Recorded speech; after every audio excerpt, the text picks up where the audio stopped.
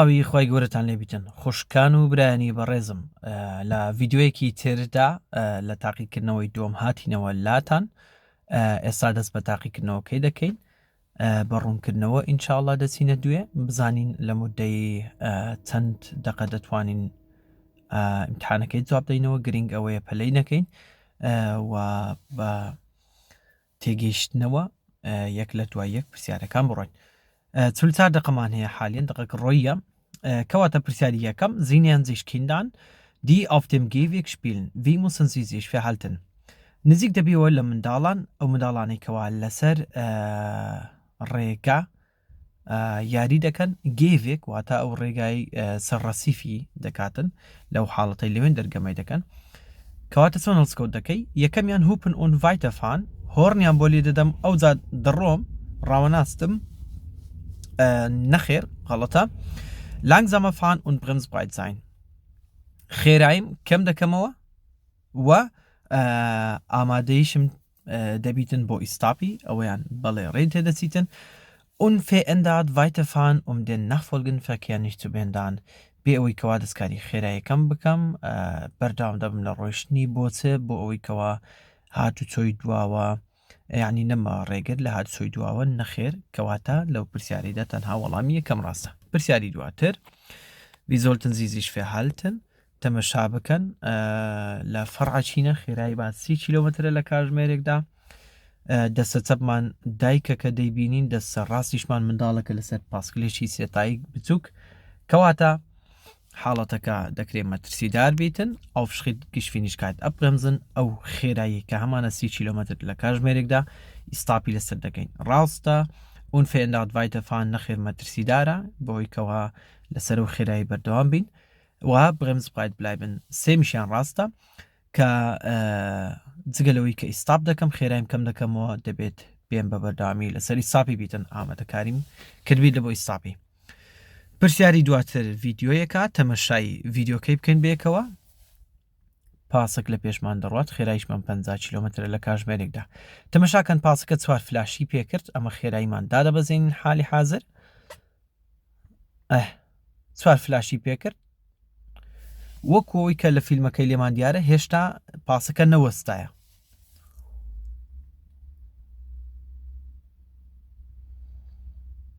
تەمەشاکەن هەتا ئێستا کە دەیبینین لە کۆتاییەکەی وانی لە ئاخیر چرکەکانی کۆتایی پاسەکە وا دەوەستیتن بەس müssen sie beachten لێرەدا دەبێت ئاگاداری چبی یەکەمیان دەڵێ ich darf am Bus nicht vorbeifahren ئەمن ڕێگە پێدراو نیم کەوا لە پاسەکەی تێپەڕم چکە چار فلاشی پێکردیا Personen könnten die Fahrbahn überqueren دووەمیان دەرێ ئەو خەڵکە دەکرێتن لە جادێ پەرتەوە ڕاستە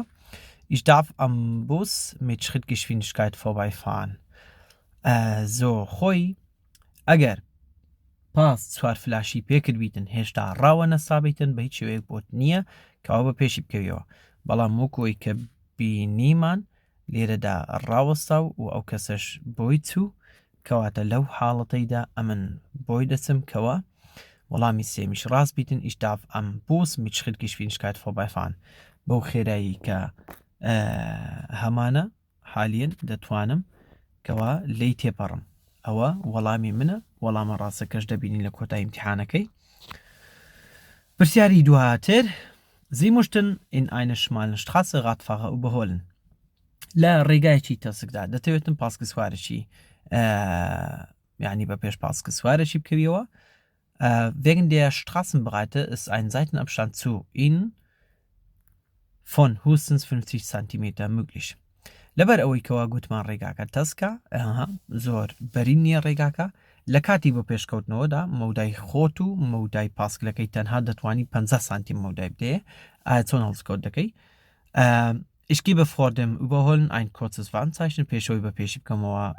هێمایشی ئاگادارکردنەوەی دەدەمێن نەخێر Ich überhole mit mäßiger Geschwindigkeit بە خێرایەکی کەم بە پێشی دەکەمەوە ئەوەشیان نەخێر بەڵکو گوتمان ich überhole nicht واتە بە پێش ناکەمەوە لەو حاڵەتەی بۆ چونکە بەلای کەمی دەبی مەترەک و نیو لە ناو شاردا مەترەک و نیو گەر بتێ بە پێشی بکەویەوە دەبێت مەودات هەبیتن وەڵامی سێم ڕاستە وەڵامی پرسیاری پێنجەم تەماشای و ڤیددیۆش بکەین نزیک بووینەوە لە سکەی قیتاری وەکو دەبینین هێماکان دیارن ئێستا 2 خەتە سۆرە واتە 160 لێمانەوە دوورە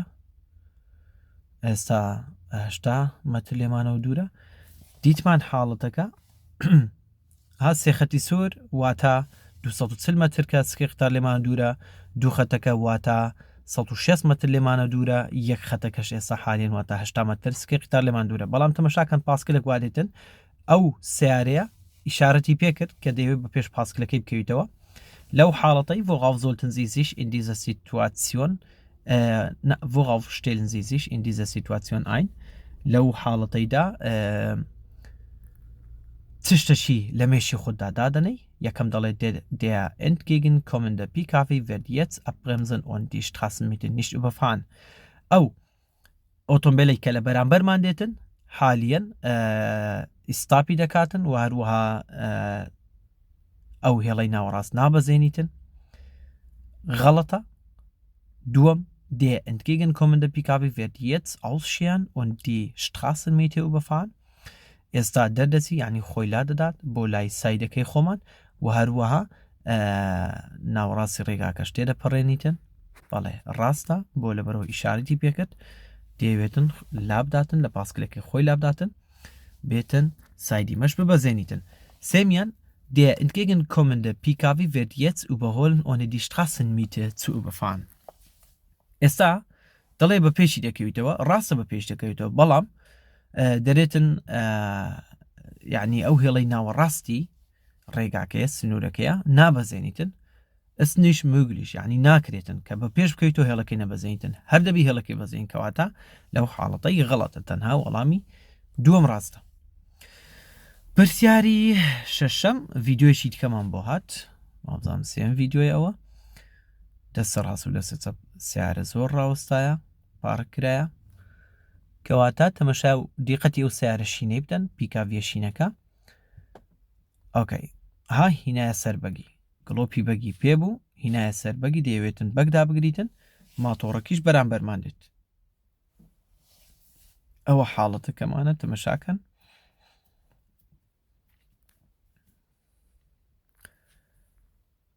ئۆکەی ئێستا دەزانین بزانین پرسیارەکە و وەڵامەکان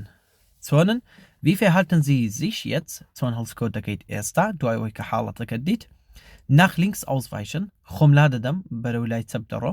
لەو حاڵەتەی خۆمی لێ لا دەدەم دەستمە لای چەپ نەخێر ناکرێ لەبەرەوەی ماتۆر لە بەرامبەر دێ verzögern und bremsbereit sein خۆم تاخیر دەکەم خێرایم دادەبەزێنم و هەروەها پێشم لەسەر ئیستاپی دەبیتن ڕاستە gleichmäßig weiterfahren بێ ئەوەی کەوا خێرایم کەمکەمەوە بەرداوام دەبم لێ خوڕنی لەو حاڵەتەش مەترسیدار دەبیت پرسیاری هەفتەم worauf müssen Sie bei den Beleuchtungseinrichtungen Ihres Fahrzeugs achten لە کاتی ڕێخستنی گڵۆپەکانی سیارەکەت چ دەبێتن ئاگداربی یعنی دەبێت ئاگداری چبی لەسەر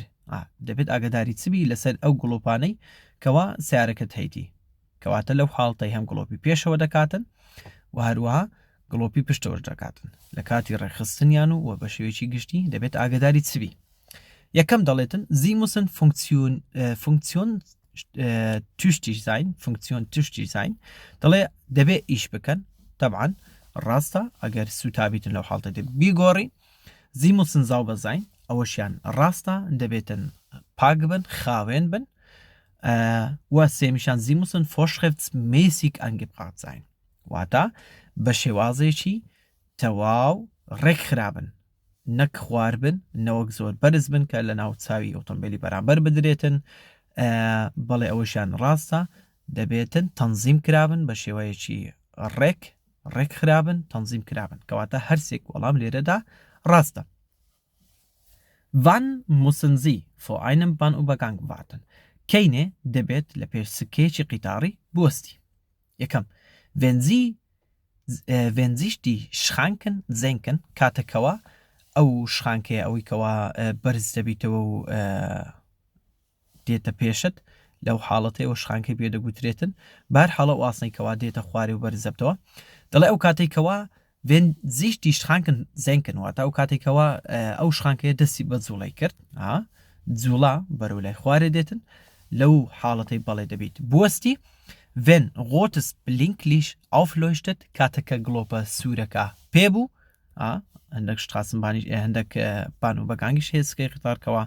گڵۆپیشی لە پێشە بەڵکو زۆری نەشیان وانە ڕاستە سێمیشان wenn ein Bahnbedienster ein weiß-rot-weiße Fahne schwenkt لێرەدا مەبەستیەوەی کاتێککە کەسێک سەر بە شەریکەی قیتاڕیە ئیشەکەی وایە لە حاڵەتەکە گەر بێت و شخانکە نێتە خوارێ ئیش نەکاتن یاخود گڵۆپەکە ئیش نەکاتن مەشاکیلەکە بیتن لەو حاڵەتەی نەفەرشی دادنێ لە پێش سکە قیتاری بۆ ئەوەی شەریکە ئاگداری دەکاتەوە گەر کاتی قیتاری نزیک بۆەوە ئەو چ دەکاتن چۆن بڵێ وەکو ئیشارەتێکی پێەیە ئاماژەیەکە دەداتە سایقەکان وەکو عەلەمەشی وایە سپی سۆر سپیە ڕەنگەکەی وایە بەرز دەکاتەوە و ڕایدەوە شێنیتن ئەوە بەمانای چ دێتن ئەوە بەمانای ئەوەی دێتن کەوا دەبێت بوەستی قیتار وا دێتن ئاگدار بە بوەستە کەواتە لەو حاڵەتەش دەبێت بوەستین هەرسێکی لێرەشدا ڕاستە Sie nähern sich einem Bahnübergang mit Blinklichtanlage und Halbschrank. Okay, das rote Blinklicht leuchtet auf. Die Halbschranke ist noch geöffnet. Wie verhalten Sie sich? نزيك دبيوا لا سكيتشي قطاري كوا قلوبي هي وهروها نيوة شخانكشي هي نيوة شخانكواتا بەس سایدەکەی توی گرتیە نیوە شخانکەکە هەیە لێرەدا دەڵێ دەزڵۆتە بلینکلیشت لەویشتت ئاف گڵۆپە سوورەکە هەڵکرا هەڵبوو گڵۆپەکە سوور بوو دی هەلب شخانکە ئس noch geöffnet بەڵام هێشتا شخانکەکە دانەبەزیە هێشتا شخانکەکە ئەو نیوە شخانکەی کە هەمانە ئەو نیوە ئاسنە درێژەی کە هەمانە کە بەس سایدی مەدا دەپۆشیتن ڕێگری لەمە دەکات بڕۆین هێشتا هەر بەرزە ناجتە خوارێ وی verhalten Sie sich لەو حاڵەتەیدا کە بەس گڵۆپەکە پێشخانکەکە نایتە خوارێ چ دەکەی چۆن هەڵسکەوت دەکەی den Bahnübergang überqueren wenn kein Schienenfahrzeug in Sicht kommt ئەمێن لە سکەی قیتارەکەی ڕەت دەبم لێی تێبەر دەبم ئەگەر بێت و هیچ Schienenfahrzeug واتە هیچ قیتارەچی ئەو فاچۆیگانەی کەوا بەسەر سکەیدا دەڕۆن کەواتە قیتار دەکاتن کاتێکەوە هیچ قیتارەچی نەبینم نەخێر نابێتن بڕۆین لەو کاتەیدا weiterfahren solange die Halbschranke noch geöffnet ist لەبەر ئەوەی هێشتا شخانکەکە کراوەیە قەپات نەبووە کەواتە دەڕۆم ئەوەشیان غەڵەتە بەڵکو vor dem Andreas Kreuzfahrt ئەو زەربەی کە هەمانە ئەوەی کە سوورسپیە لە پێش ئەو ئەندریاس کۆچەی دەبێت بوەستین لەو حاڵەتەیدا ڕاستە ماشەڵڵا پرسیاری بانبیدینستە و بانوبەگانگی زۆرە پرسیاری سێم لەو مۆزوعی کە پرسیاری دێم دەکاتن لە ئیمتحانەکەی ein Bahnbedienster schwenkt an einem Bahnübergang eine rote Leuchte was bedeutet das ئەو جارە دەڵێتن هەمانە و شەخصە لە پێش سکەی قیتارە چ ڕادەوەشێنیتن غۆتە لۆیشتە واتە گڵۆپێکی سووری لەدەستە یاخود ئاماژەیەکی سوور دەکرێت ئاماژەیەکی سووریش بیتن مهم ڕەنگەکەی سوورە گڵۆپێکی سووری لەدەستە ڕایدەوەشێنیتن لە پێش سکەی قیتاری was bedeutet das ئەدی ئەوە بەمانای چ دێتن Die rote Leuchte hat für Sie keine Bedeutung. یەکەم وەڵام دەرێتن ئەو گڵۆپە سوورە بۆ تو هیچ مانایکی نییە غەڵەتە Sie dürfen die Gleise vorsichtig überqueren بەمانای ئەوەی کەوا ڕێگە پێدراوی سەبر بەسەر سکەیدا تێپەڕی نەخێر سێمیان Sie müssen vor dem Bahnübergang warten لە پێش سکە قیتارەکەی دەبێت بوەستی کەواتە ڕاستە وەڵامی سێم لێرەدا تەواوە Eine Person will die Fahrbahn auf dem Fußgängerüberweg überqueren. Wie verhalten Sie sich? أومان لا امتحاني بيشتريش هبو تاقيك نويكم كسك eine Person كسك ديويتن لزادي ببرتوا برقاي بيادة دا ببرتوا كواتا تون هلسكو دكي إيش überhole nicht أمن ببيش ناكم ولو حالتي راستا إيش überhole wartende Fahrzeuge mit besonderer Vorsicht أو أوتومبيلاني كوا لوي وستاينة ببيش عندكمو بوريايوا نخير Ich bereite mich auf das Anhalten vor. وخۆشم ئامادە دەکەم بۆ وەستان کەواتە یەکەم و سێم. Welches Verhalten ist richtig? Stoppschildmann her, Paskelek Berambermana, oder Haltelinieschmann her. Karte, ich muss den Radfahrer durchfahren lassen. Balle, Gutmann, Hermukat links abbieger, der wird Bursiten, Regala, Gegenverkehr, Negriten, Automobili Beramber, یاخود پاسکلی بەرامبەرە ماتۆری بەرامبەرە دەبی ڕێبەوی بداتن ئەو کاتی بە خۆمان بڕۆین کەواتە یەکەم ڕاستە ich muss an der Haltlinie anhalten ئەمن دەبێت لەسەر ئەو هێڵە سپیەی بۆستم ڕاستە ich darf vor dem Radfahrer abbiegen ڕێگە پێدراوم بە پێش پاسکە سوارەکەی بسوڕێمەوە نەخێر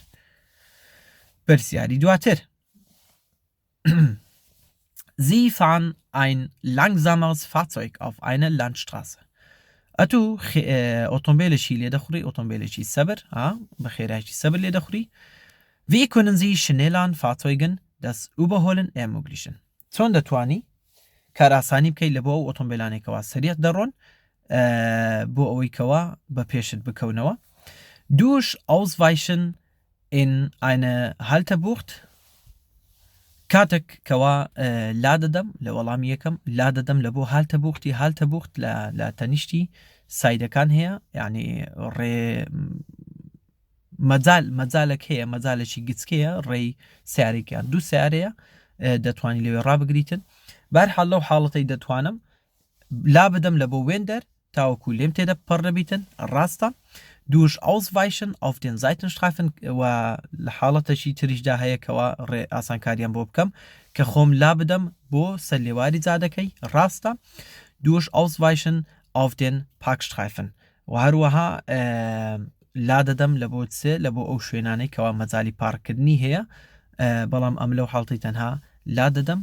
لەوێندەر بۆ چێ بۆ ئەوەی کەوا ڕێبە ئۆتۆمبیلەی بدەم بڕواتن ئۆتۆمبیلە سەریعەکان کەواتە لێرەشدا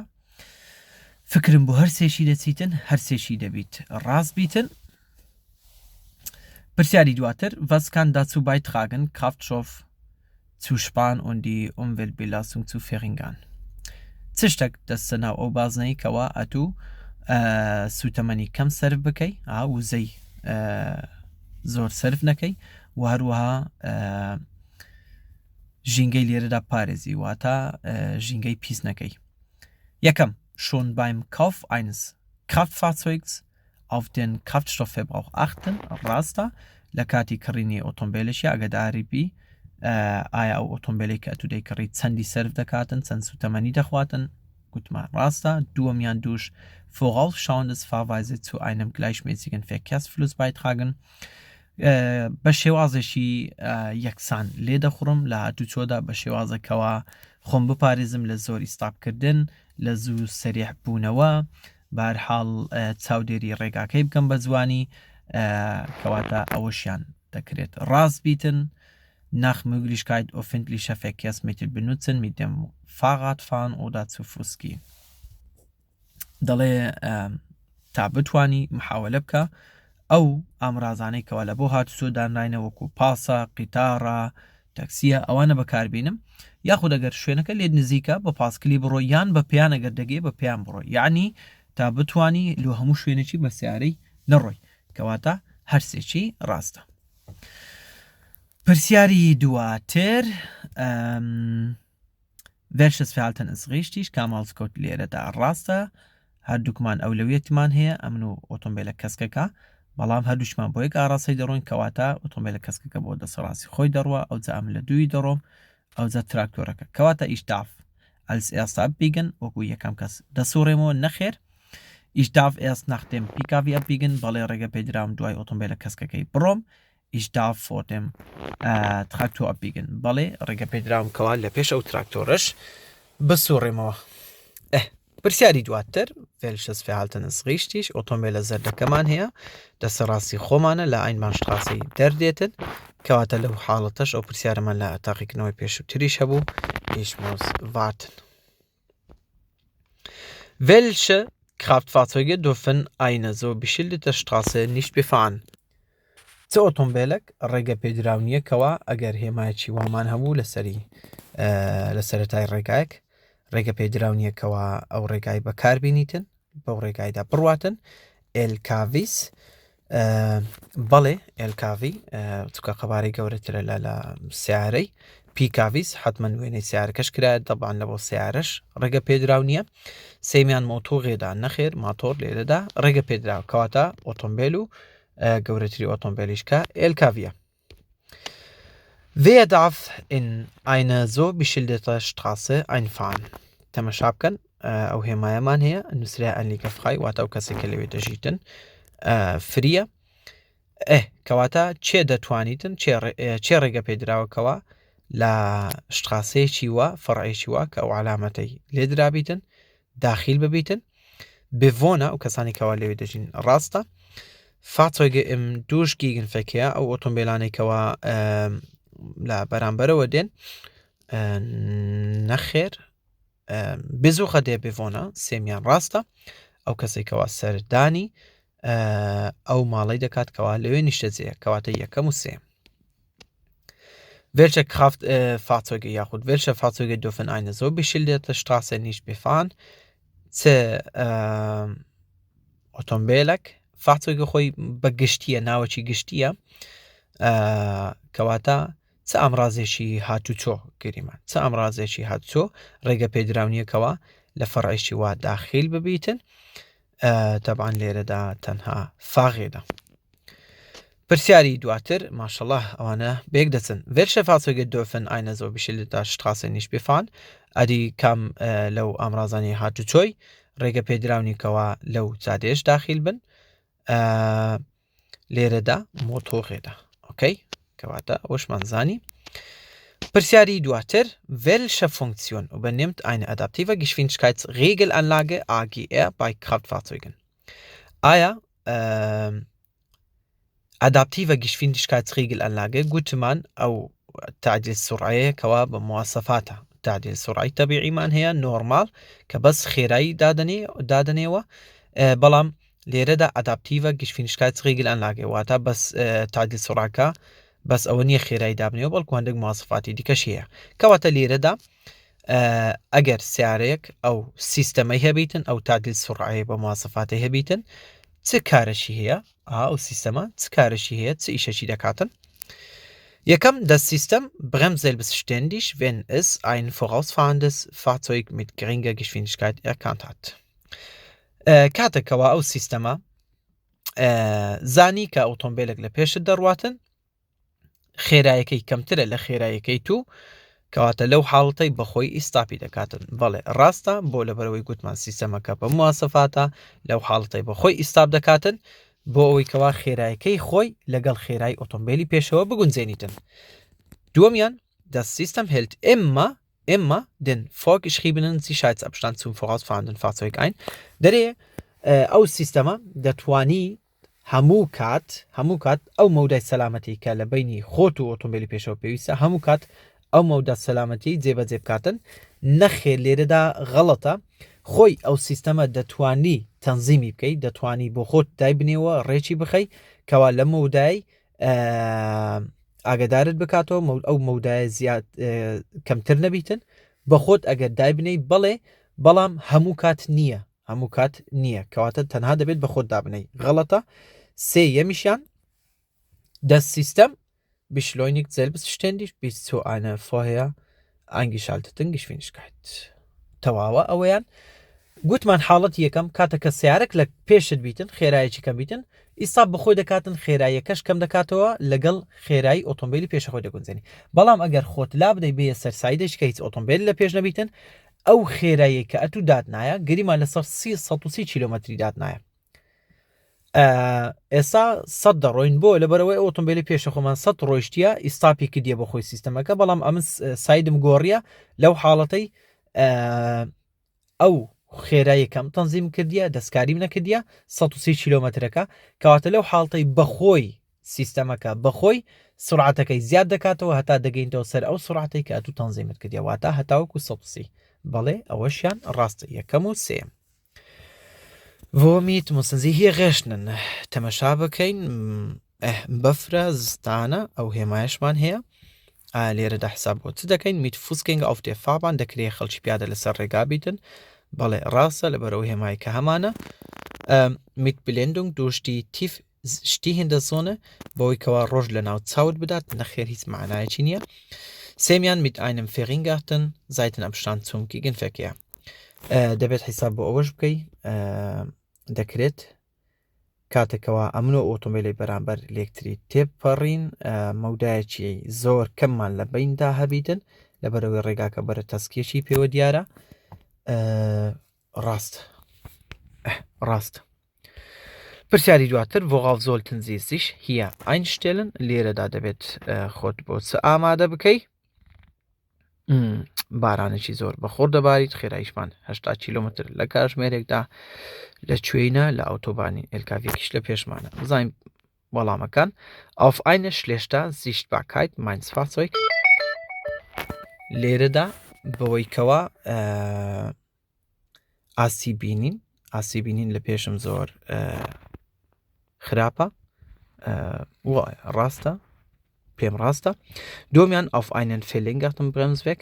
کاتەکەی سابی دەکەی مەودای وەستانت درێژترە بەڵێ لەبەرەوەی ڕێگاکەش تەڕە کەواتە ئەوەشیان ڕاستە auf eine erhöhte Bodenhaftung der Reifen لێرەدا مەبەستی ئەوەیەکەوە کۆنتاکتی تایەی لەگەڵ جادەکەی کۆنتاکتەکی بەقوتە یعنی تایەکە جادەکەی باش دەگریتن بە پێچەوانەوە لێرە غەڵەتە بە پێچەوانەوە بەڵکو لەو حاڵتەی لەبەرەوەی ئەو لەسەر جادەیە کۆنتاکتەکە تێک دەچی بەهۆی ئەوە دەکرێتن ڤاسەگلێتە ڕووداتن ئەکفا پلانی گواتە ئاوەکی زۆرەگەر لەسەر جادەی بیتن لەو حاڵەتەی مەترسی هەیە کەواتە وەڵامی یەکەم و دومیش ڕاستە پرسیاری دواتر wann sind Sie hier beim Überholvorgang besonders gefährdet لێرەدا تەمەشای وێنەکەی بکەین ئەو هێمایەمان هەیە کەواتە لێرە ناوچەیەکە کەوا بای زۆرە حالیەنیش بادێتن لە دەستە ڕاستەوە بۆ دەستە چەپ کەواتە کاتێک لێرەدا بە پێش دەکەویەوە بە پێش ئەو ئێلکاڤی دەکەویەوە کەینێ ئەتوو لە مەترسیدای یەکەم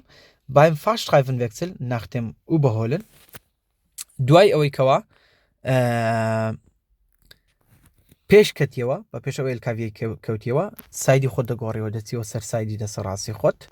لەو حاڵەتەیە تو لە مەترسیدایی نەخێر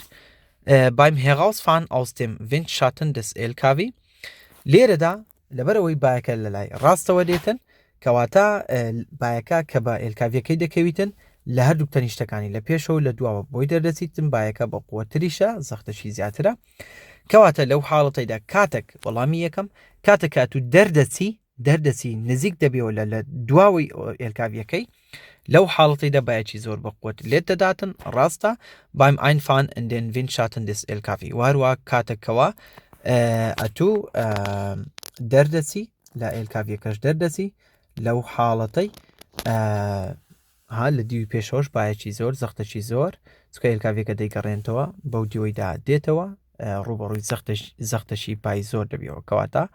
سێمیش ڕاستە لەو حاڵەتەی هەردووکی ڕاستە دووەم و سێم پرسیاری 25 6 پرسیارمان مایە insgesamt Wie können Sie eine aktivere Geschwindigkeitsregelanlage einen Tempomaten manuell übersteuern کەواتە چۆن دەتوانی تعدیل سرعەیەکی تەبیعی کە ئەکتیڤت کردیە یاخود تێمپۆماتی پێدەگوترێ هەردووشی یەک مەبەستە چ تێمپۆمات بیت چ Geschwindigkeitsregelanlage تعدیل سرعەیە ئەتوو لەسەر سیارەکە لەسەر تعدیل سرعەت دانایە چۆن دەتوانی ینی کۆنتترۆلی بکەیەوە دووبارە ینی ئەو تەنزیمێکە دادنایە تەنزیمەکەی لا بدەی دووش لێنکن کاتێکەوە سوکانی دەسۆڕێنی نەخێر بەڵکو دووش برemsen و هەروەها دووش بیشلۆنیگەن کاتێکەوە خێرایم زیاد دەکەم و هەروەها کاتێکەوە ئیساپی دەکەم لە هەردوو حاڵەتی کۆنتترۆلمان بەسەر تعدیل سرعەیدا دەبتەوە پرسیاری دواتر der Sicherheitsgurt für den Beifahrer ist defekt پشتێنی سەلامەتی ئەو کەسێکەوە لە پێشەوە دادەنیشی لە تەنیشتت تێکچووە پشتێنی سەلامەتیەکەی لەسەر کوشتنی Wie müssen Sie sich verhalten چۆن هەڵسکەوت دەکەیت Ich darf dem Sitzplatz nicht mehr nutzen ڕێگەپێدراونیم کەوە ئەو کوشنەی بەکاربینم ڕاستە Ich muss den Sicherheitsgurt austauschen lassen دەبێت نوێی بکەمەوە بیگۆڕم ئەگەر تێکچووە ئەوەش ڕاستە Ich muss die Gurthöhenverstellung anpassen لێرەدا دەڵێتن ئاسی بەرزی پشتێنی سەلامەتەکەی لەگەڵ ئاستی ئەو شخصەیدا کە ئەمنمیان هەر کەسەکە لەسەر کوشنەکەی دابنیشتن ئاسی بەرزایەکەی جێگیر بکەم تەنزیم بکەم نەخێر لێرەدا چکە سابتە پشتێنی سەلامەتیەکە لە تەنیشتەکانەوە تەنها ڕای دەچێشی و کاتی ڕادشانەکەی بەپێی قەڵەوی و زایفی کەسەکەی دەتوانانی قەیمی بکەیت کەواتە وەڵامی سێم غەڵەتە وەڵامی یەکەمیش ڕاستە ئۆکەی وەڵامی یەکەم و دووە پرسیاری 27 Sie möchten überholen und haben über den aktiven Spurwechselassistent einen Spurwechsel eingeleitet. Was ist richtig? دەتەوێت بە پێش بکەویەوە چت ئەکتیڤ کردیە شپووەڤێکسل ئەو سیستەمەی کەوا یارمەتی دەردەبیتن لە کاتی گۆڕینی سایدی کەواتە من ئەو سیستەمەم حالیان ئەکتیڤ کردیە دەمێش بە پێش بکەومەوە لێرەدا لەو وەڵامانەدا کامەی ڕاستە Das System führt den Spurwechsel selbstständig durch. ئەو سیستەمە کە ئەمە ئێستا ئەکتیڤمان کردیە بەخۆی سایدەکەمان بۆ دەگۆڕیتن بەڵێ بۆ چکە سیستەمەکە یارمەتی دەرد دەداتن لەو حاڵەتەی بەڵێ ڕاستە Das System hält immer alle Sicherheitsabstände selbstständig ein بەخۆی هەموو مەوداکانی سەلامەتی جێبەجێ دەکات نەخێر Ich muss den Spurwechsel überwahren. سەرەڕای ئەوەی کەوام سیستەمەکەم ئەکتیڤ کردیە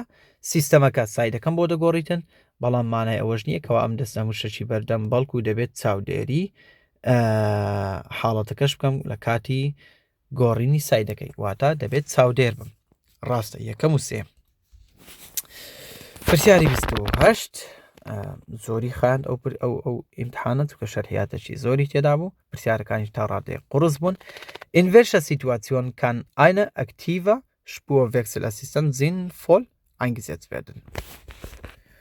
لا چه حاڵەتێکدا دەتوانی شپووەڤێکسلەسیستەن دووبارە ئەو سیستەمەمان هەیە ئەوەی کەوا ینی یارمەتی دەرد دەبیتن لە گۆڕینی سایدی لە چه حاڵەتێکدا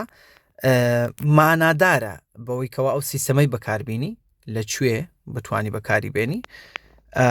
beim Überholen auf autobahnähnlichen Straßen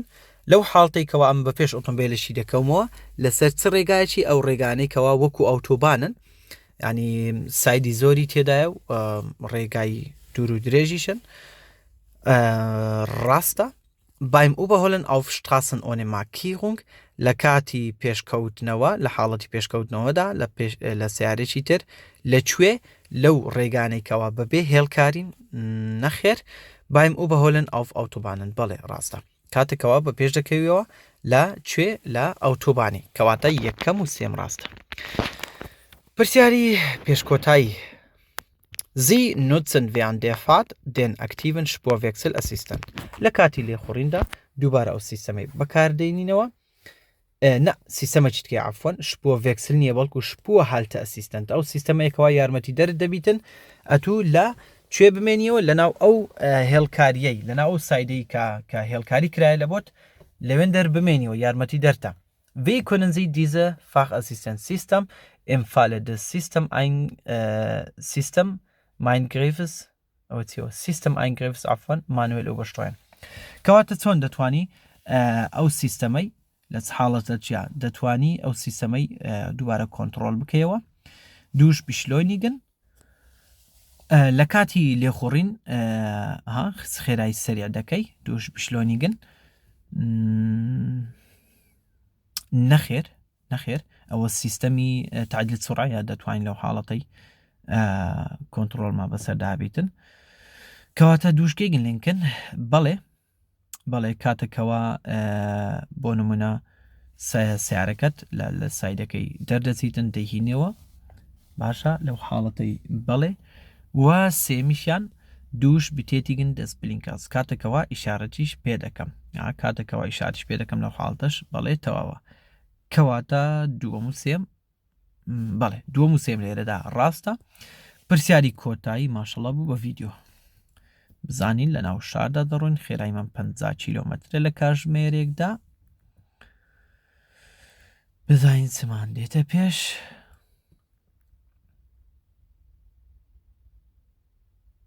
ئۆکەی ئەمە چمان هەیە وەکۆی کە بینیتان تەمەشای وێنەکەی بکەن لێرەدا فەکیاس ئینزلمان هەیە ئەوە پێی دەگوترێت فەکیاس ئینزل واتە چۆن بڵێ بربەستەکە لە ناوەندی جادەیە لەلایەکی دیکەش کڤێڕونگس هێلفەشی پێدەگوترێتن واتە یارمەتی دەرە بۆ ئەو کەسانی کە دەیانەوێت لە جادەکەی پڕنەوە والله ئاعلەم